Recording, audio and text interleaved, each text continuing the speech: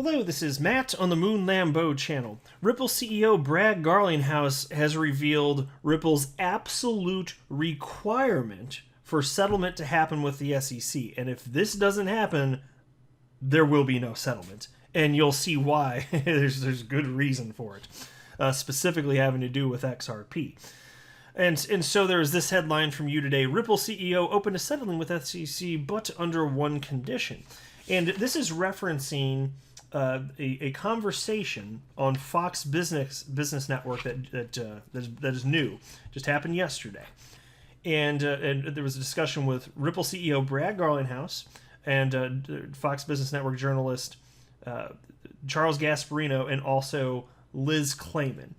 And so what I did here is I want to share with you some key portions of this. I took some notes. And I want to talk about this and share some of my personal perspective on this. And I would love to hear what all of you think in the comment section below. So feel free to type something up, because part of the fun of running this channel is that, you know, you get to get perspective from others within the community and maybe spur some conversation here. But before diving into this, I do want to be clear that I don't have a legal or financial background of any kind. I am not offering legal or financial advice, and you should not buy or sell anything because of anything that I say or write. I am just an enthusiast who enjoys making YouTube videos about crypto-related topics, but purely as a hobby and purely just for fun. And so as this interview began, Charles Gasperino, who, by the way, hopefully you're caught up to speed on this. It's just been so fascinating. But over the last, I don't know, what has it been at this point? Probably roughly a week.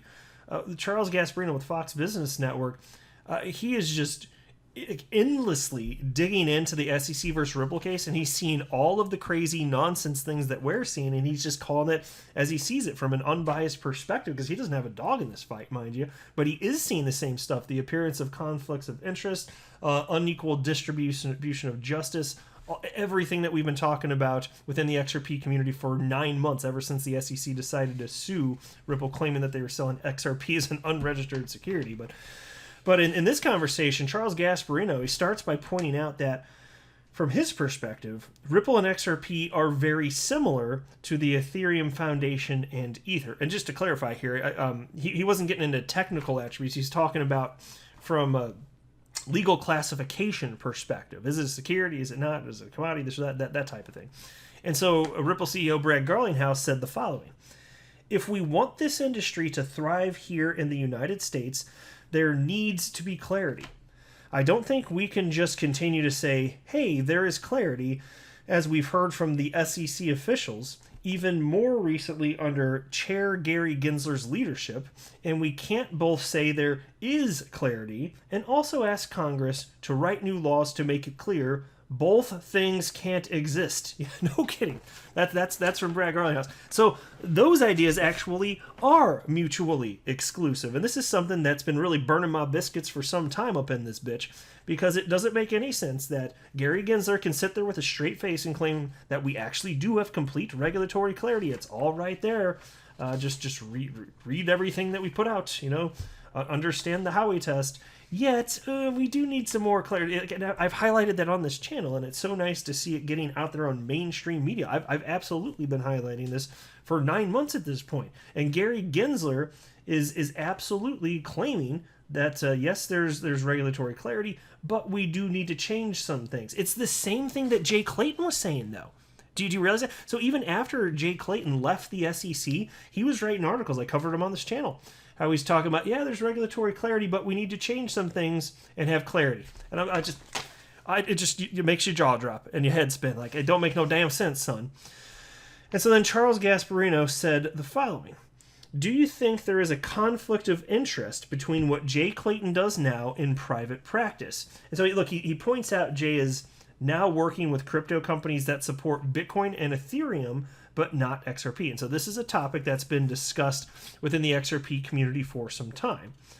And here's what Brad did, and I think he kept it pretty classy here, so I respect the answer. Here's what he said. And because, look, I know everybody would love to hear him say, yeah, this is outrageous. I understand. But Brad said the following: I don't know what people's intent are, so I try to stay out of that. Suffice it to say, I think the timing stinks. It's not a good look. Which is really, frankly, about as far as I go with this, because I always acknowledge I don't have any sort of proof that they did something illegal. just in general, whether you're talking about Jay Clayton or Hinman, or just pick your culprit here. But damn, the optics don't look good. They really sincerely don't. But I'd also say this, even if, and this is what I think, to be honest with you, this might be more probable, even if there's nothing technically illegal that happened with Jay Clayton, and there wasn't some sort of conspiracy behind this, to plot against Ripple, because there's no, I don't believe that. And when I say that, it's because there's no evidence for it. I do mean that, but it doesn't matter to me. It's still disgusting, because I look at how Jay Clayton had behaved while he was running the SEC, and I see how he was definitely not distributing justice evenly, that's for damn sure, wasn't providing clarity, wouldn't provide a path forward for a Bitcoin ETF, exchange traded fund, which would be fantastic for the market and should have happened by now, that's for sure. Even Commissioner Hester Peirce with the SEC, she says the same thing too. It should have happened by now. So you're just holding this technology back for no damn reason. And so, all of that should have happened. And so now to see him, after abusing investors and the world of crypto, to see him leave the SEC, having just left complete destruction, and to see him then jump into the world of crypto and try and make money off that, and he's making money off it now, that's kind of disgusting to me. So whether or not there's a bigger conspiracy, to me, doesn't really matter that. I mean, it would matter to me if there's actual proof of that, but I don't see it, so I won't believe it until there is proof. That's just how I operate. Yeah, if you're going to convince me of something, give me proof. But it doesn't matter. This is bad enough. It says a lot about it. I'll just leave it at that. Now, referencing Gensler, new SEC chair Gensler, Charles Gasperino said the following. Did I? Oh, nope, I'm sorry. I jumped a little bit ahead here. I got some notes for me. Sorry, guys. So anyway, after that, Brad points out that the SEC needs to get back to their mission statement of protecting investors.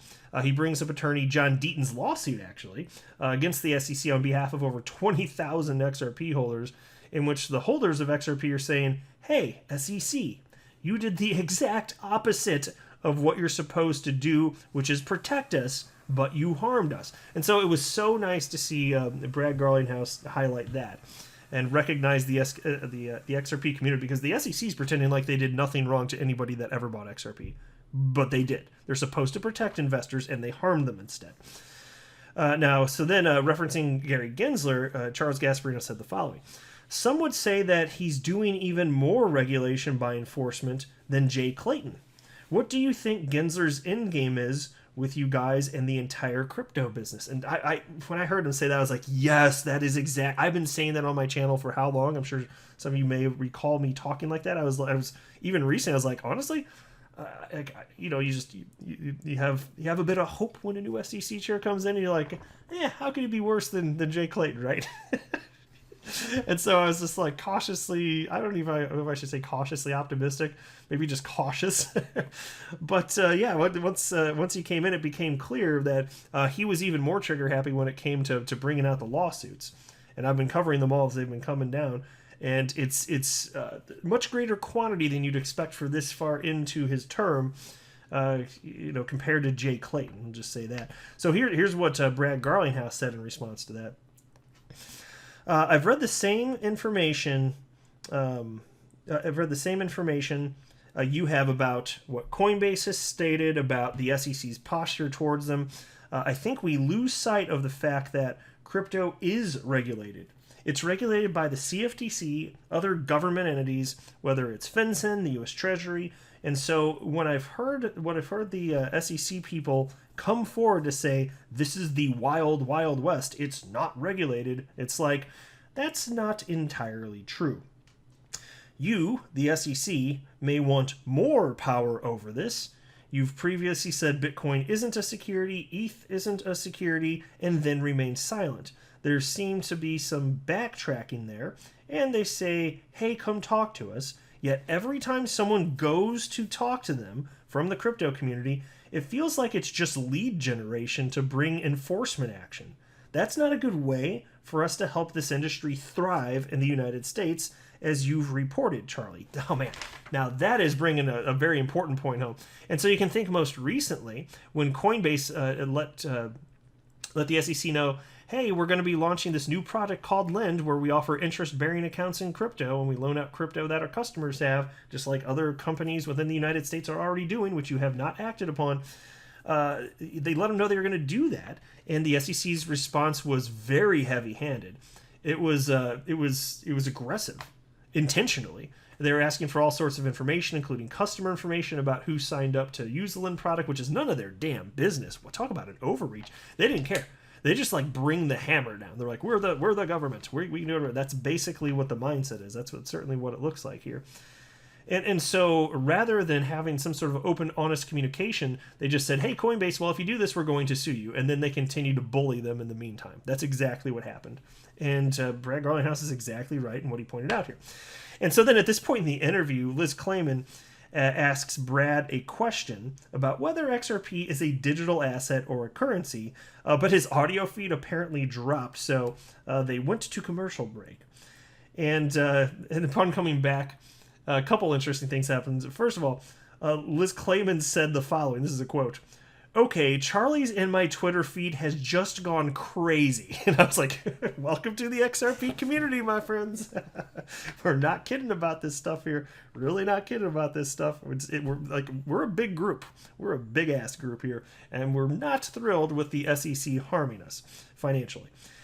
And then Gasperino, he made his joke. I thought it was pretty funny. He made a joke. He's like, the reason that Brad's mic or audio went out, whatever it was, said it's because Gary Gensler, he's in the control room back there turning knobs and stuff. And I thought it was kind of funny anyway. And so then anyway, Liz Clayman, she was under the assumption that Ripple created XRP. And she then stated that XRP seems more like an asset than a currency because Ripple owns so much of it that they could flood the market and control the price. And Brad corrected her, explaining that the XRP ledger existed before Ripple existed. And he then stated that XRP is stated that saying XRP is a security of Ripple. It's just as ridiculous as saying that oil is a security of Exxon or that gold is a security of the largest gold mining companies, which is absolutely spot on. And then I don't think that they covered the idea of like flooding the markets and this and that, but I'll just say